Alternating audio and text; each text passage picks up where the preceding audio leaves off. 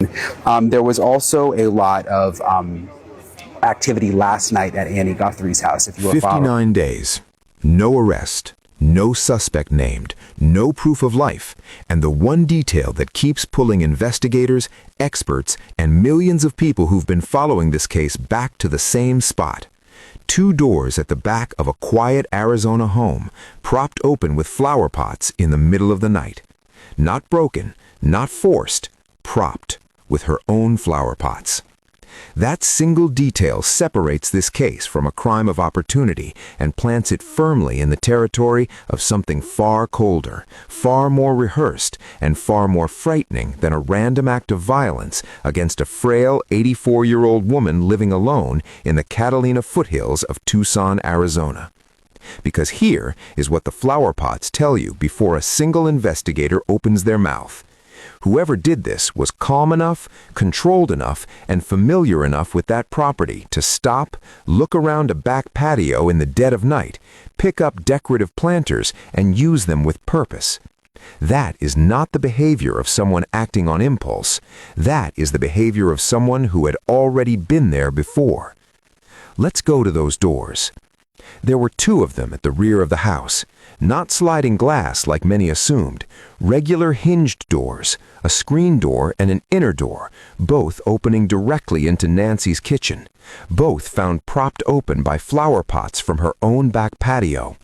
And beyond those doors, a back gate leading into the raw Sonoran desert behind the property, also propped open, also with a flower pot. 3 points of entry and exit, all held open with the belongings of the woman who lived there. Now, ask yourself a simple question. Who does that? Whoever opened those doors was not panicking. They were not rushing. They surveyed that patio, identified her planters, and deliberately used them as props. This is operational thinking. This is someone who understood that a door that auto-locks becomes a trap in the middle of a kidnapping. Former Pima County SWAT Commander Bob Krieger confirmed exactly this. Keep the exits open, he said, and you eliminate a fatal variable. You know where you're going. You don't fumble. You don't get stuck. You move, and you move clean. That level of composure does not come from someone who decided to do this the night it happened. This was planned. And the backdoor situation may have begun days, possibly weeks, before Nancy disappeared. Consider this. Investigators have confirmed that the masked figure seen on doorbell camera footage appeared at Nancy's front door on more than one date. The first visit was weeks before the abduction. What was happening during those earlier appearances that the cameras at the back could not capture? It is entirely plausible that the back doors were accessed, assessed, or even unlocked during a prior visit, a reconnaissance mission to map the inside of the house, identify exit routes, locate the kitchen entry point, and determine how to move through that home in complete darkness without hesitation. Someone who props open a back gate into the desert knows that desert. They'd have studied the geography. They have walked it. The terrain behind Nancy's home is brutal. Dense saguaro cactus, thick brush, rocky, uneven ground, near zero visibility at night. A neighbor's house sat less than 100 feet away and was completely invisible from her patio. That kind of cover is not accidental. Someone identified it. Someone used it. But here is the analytical twist that most coverage has glossed over. The experts are largely agreed that Nancy did not exit through the back. Commander Krieger walked that terrain himself and was direct. Carrying or moving an 84-year-old woman through that brush would have been slow, loud, and physically chaotic. It would have taken multiple people. It would have left evidence. It would have defeated the purpose of a quiet, controlled extraction. So the back doors were opened, the back gate was propped, but the blood trail, confirmed to be Nancy's, was found at the front doorstep. She went out the front. This means the back door was likely a contingency, a secondary escape route, a backup plan in case something went wrong at the front. And that kind of layered planning points to someone who had thought through failure scenarios, someone who asked, what if I cannot exit the way I came in? The back doors were the answer to that question, prepared in advance, propped open and waiting. Now let's talk about the blood. The inside of Nancy's home was described by sources close to the investigation as immaculate. Most rooms showed no signs of assault, no overturned furniture, no obvious interior chaos.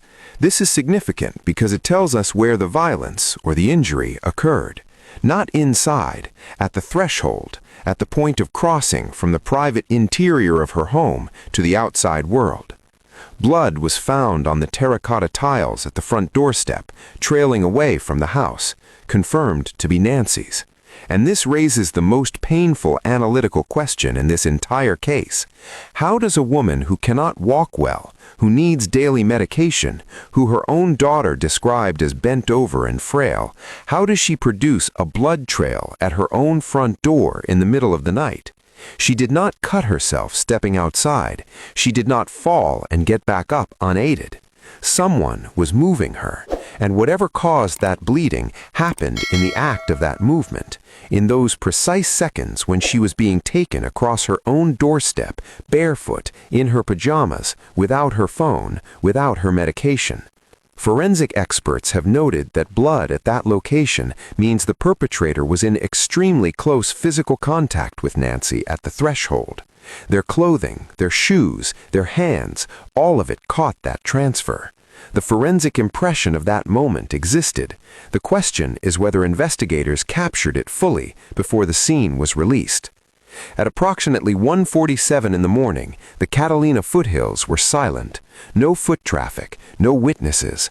The houses in that neighborhood sit on large lots, shielded by cactus and vegetation so dense that even surveillance cameras from neighboring homes had limited angles. It was the perfect geography for what happened.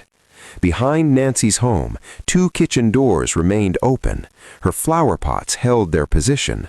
A back gate pointed toward a desert that swallowed everything whole.